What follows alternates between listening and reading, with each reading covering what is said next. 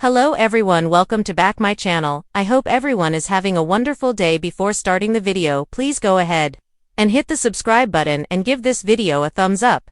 The Young and the Restless spoilers for the week of June 30, 2025 suggest some curves and bombshells. Fans can expect a body to be discovered. That will be a challenge for Chancellor Connor Floyd. It will also have Kane Ashby, Billy Flynn erupt in a rage. So, who dies and who does the deed? Keep reading and let's talk about what is coming up in the CBS soap opera. Chancellor's mystery. There has been one surprise after another at Kane's chateau in the south of France. There is no cell service so far, and Chance was also invited to the party, since Chance is a detective that is curious to everyone else. In the meantime, Kane has privately informed Chance that someone is planning to kill him by the end of the week, with the news that Connor Floyd is replacing Billy Flynn as Chad DiMera. On Days of Our Lives, fans are speculating that Chance is the one who dies. That is a very real possibility. Perhaps the detective finds out who is targeting Kane, but Chance ends up dead instead. Keep in mind that Chad is still on DOO and that soap films episodes 8 months in advance, so Chance might not be the upcoming character's death. Damian Kane's danger. Amy Lewis Valerie Pettiford got a chill down her spine after saying goodbye to Damian Kane Jermaine Rivers as he left for the trip. So, is it just a mother's paranoia, or could Damian be in danger? Remember, Damian discovered Kane's knife collection. His fingerprints are all over them, and one of them could be the murder weapon. Since nobody really knows Damian very well and he has a history of deception, he could become a prime suspect. There is also the fact that Kane recently fired Damian, week of June 30, 2025. The crime could bring Audra Charles Zulicka Silver closer to Kyle Abbott Michael Mealer. I could see Kane and Chance announcing nobody leaves the property until the killer is found. That means Kyle and Audra would have more time to spend together. While it might start off with a new marketing strategy, it could quickly lead to passion. Meanwhile, what is going to happen now that Holden Novak Nathan Owens came to Claire Grace Newman's Haley Aaron rescue?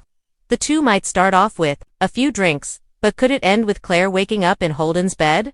Which storyline are you looking forward to seeing the most? Share your thoughts in the comments section below. Remember to keep watching the soap on CBS or Paramount Plus to find out what is coming up next. The Young and the Restless early week spoilers, June 30th, July 4th, a body found. Kane's boiling rage, and Chance's mysterious mission. Rock. Genoa City is about to be rattled to its very core in the early week of The Young and the Restless, from June 30th to July 4th. As a tangled web of secrets begins to unravel and long-held alliances begin to fracture under pressure. This week, tensions explode when a lifeless body is discovered near the outskirts of town, triggering a cascade of suspicion, heartbreak, and fury. As the town reels from the gruesome discovery, Kane Ashby spirals into an emotional storm, unleashing rage that no one, not even Lily, is prepared for. Meanwhile, Chancellor's erratic behavior leaves even his closest confidants questioning what he's really hiding. A storm is coming in Genoa. City's most powerful players are about to find themselves caught in its deadly eye. It all begins when a jogger makes a horrifying discovery near the lake house just outside town beneath a collapsed section of the trail. A badly decomposed body is found buried in shallow dirt, with signs of foul play evident. The Genoa City Police Department is immediately dispatched to the scene, and within hours, the news spreads like wildfire through the town. The body hasn't yet been identified, but rumors begin to swirl and fingers are quickly being pointed in every direction. Some whisper it could be the missing private investigator who was reportedly tailing Victor Newman months ago. Others suspect a connection to the underhanded dealings involving Chancellor Winters, and some even bring up the name that no one wants to say aloud: Jeremy Stark. Though presumed dead, the idea that Jeremy might have resurfaced and been murdered shockwaves through those who once crossed paths with him.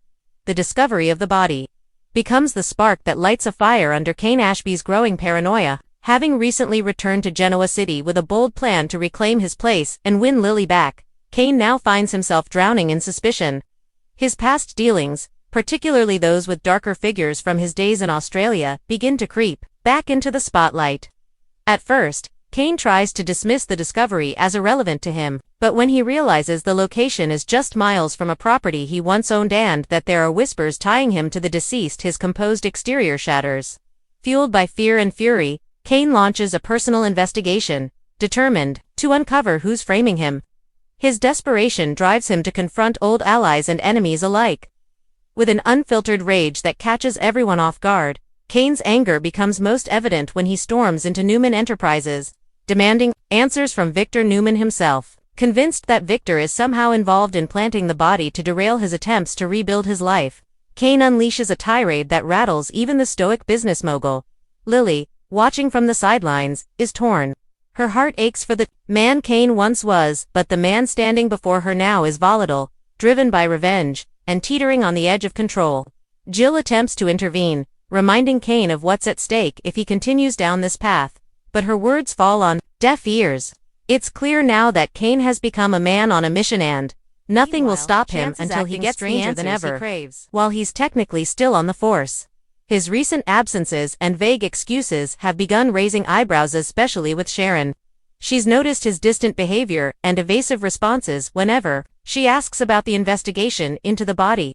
When she presses further, Chance becomes defensive and distracted, clearly hiding something he doesn't want getting out. What viewers don't yet know is that Chance has been receiving encrypted messages from someone tied to his past, someone from his time in Spain, when he was working undercover. That past is threatening to collide with his present, and Chance is walking a very dangerous tightrope.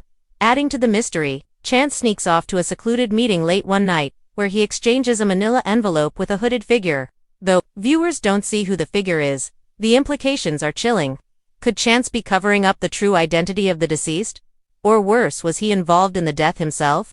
The answers are buried deep, and the walls are closing in fast. Even Abby begins to sense that Chance's recent actions aren't just about work stress.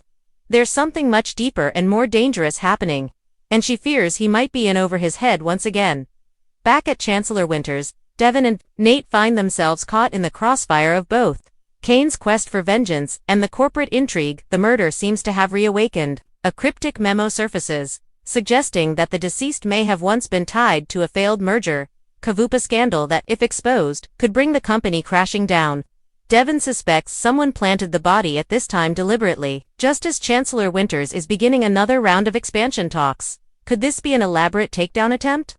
Or is someone simply using the chaos to hide an even darker agenda? Alina, now firmly rooted in the hospital's ER team, is brought in to consult on the forensics of the case after initial reports suggest poisoning might have played a role in the death.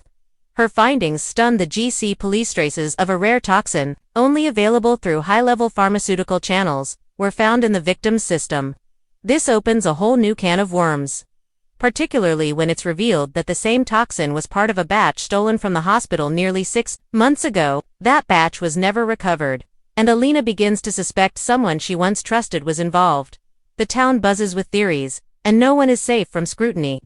Phyllis, ever the firestarter, begins her own amateur sleuthing, convinced this death could somehow be connected to her own near-death ordeal last year. She clashes with Summer, who begs her mother to leave things alone, but Phyllis can't resist the thrill of getting to the truth, especially when she believes it might clear her name and past misdeeds. Her digging leads her to an old surveillance tape from the night of the toxin theft, and in a blurry frame, she sees someone she never expected, Tucker McCall. Though it's not clear what Tucker's role is, the implication is chilling. Could he have orchestrated a cover-up? Or is he being framed, just as Kane believes he is? Ashley returns from Paris just as the scandal explodes, and when she confronts Tucker, his reaction is ambiguous at best. He claims innocence, but the tension between them becomes palpable. Ashley vows to get to the truth no matter where it leads. As July 4th approaches, the traditional festivities in Genoa City feel oddly hollow. The usual fireworks, parades, and celebratory spirit are dampened by the cloud of suspicion, secrets, and fear. At the Abbott estate, Jack tries to rally his family for a quiet Independence Day barbecue. But Diane can't shake the feeling that they're being watched. When Kyle receives a threatening anonymous message implying he's next, the Abbotts begin to panic. There's clearly a bigger game in motion, one that's pulling in powerful families from every corner of the city. And just when it seems things can't get any worse, Christine receives a call confirming the identity of the Bodhi, and it sends chills down her spine, though the name isn't revealed yet to viewers. Christine's pale face and urgent whisper, "We need to call the mayor," suggests it's someone deeply connected. Someone whose death could ripple beyond Genoa City's borders by the end of the week. Everything is on the verge of combustion. Kane's rage boils over, leading to a violent confrontation that leaves someone hospitalized. Chance disappears after receiving one last mysterious message. And as Genoa City's leaders scramble to contain the fallout, one thing becomes heartbreakingly clear: nothing will ever be the same again. The body may have been buried, but the truth is clawing its way to the surface. And it's only a matter of time before the whole town is buried in the consequences. Thanks for watching this video, and please subscribe our YouTube channel for more update news.